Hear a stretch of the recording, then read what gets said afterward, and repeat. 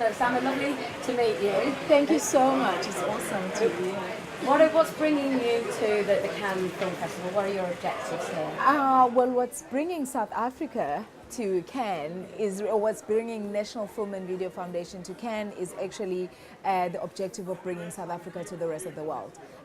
We've been doing this for the past 13 years in terms of bringing South Africa to the rest of the world.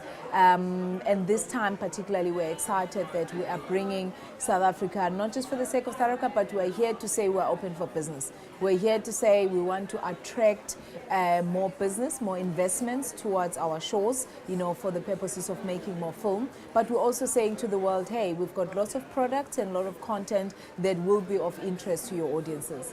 And what makes South Africa unique to entice filmmakers to come and make their films? Well, there's a couple of things. We are lucky in many ways. I think starting off with the very first big advantage is that our government takes film quite seriously, and they have not just paid lip service to that, but they have actually made significant investment in the film industry. And so it's always nice, to go into a country where the government itself takes the industry seriously. And the way that they've done that is they've made certain, a lot of incentives for filmmakers to be able to be attracted and come and make films in our country.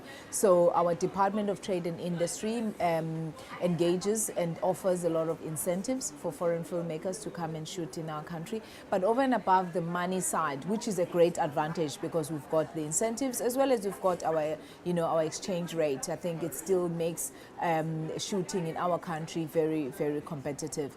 But over and above that, obviously, it's the locations. You can find a whole variety of locations in our country, from the countryside to the desert to the fantastic beach. I mean, we've got the Atlantic Ocean and the Indian Ocean right within 2 minutes of each other at most. So, you can get the sceneries. We can even find a piece of India. We've got the biggest Indian population outside India, and that is found in Durban. So, we've got our locations are quite something that is attractive. But also over and above that, we've got fantastic crew. We've got crew that really, is able to produce first-class work, and that makes life easy. So you don't have to bring your whole crew to shoot in South Africa. You can just bring your script and maybe your one director and your key cast, and we are ready to go. Because you can benefit from local knowledge. Oh yes, and also I think the experience, from the producers in our country in working with international producers, I think enables you to find producers that you can partner with in South Africa that are quite familiar with the local landscape, but also are familiar with how to service and be in forming partnerships with international producers. And with regards to your own productions that you've brought here, can you talk to us about some of the titles that you've got at Cannes? Well, we've got quite a variety that we're excited about. It flows from comedy all the way to fantastic documentaries. We even have some westerns that are in production. We've got some crime thrillers as well. So I think we've got a mixed bag of content that we have. We've got Bliss Patrol is the comedy that we were screening earlier today, but also we've got one of the documentaries, Devil's Lair. It just came back from Hot Docs, and it got such a fantastic reception there, and there's something that we are quite excited about. But another one is called Black Southeaster. This is a crime thriller that is set in Cape Town, and it taps into the whole Chinese ring, all the dark shady side of trading in not in the rhino horns, but it's something similar. But it's fantastic because we've got all these stories that are exploring the creativity that can come out of our country, that is not necessarily just documentaries, which previously was the foundation of our filmmaking. But you can see now that our filmmakers are graduating into producing some fantastic creative fiction stuff, and that is competitive with the rest of the world. Are you covering Plot for Peace as well? We're covering Plot for Peace? Yes.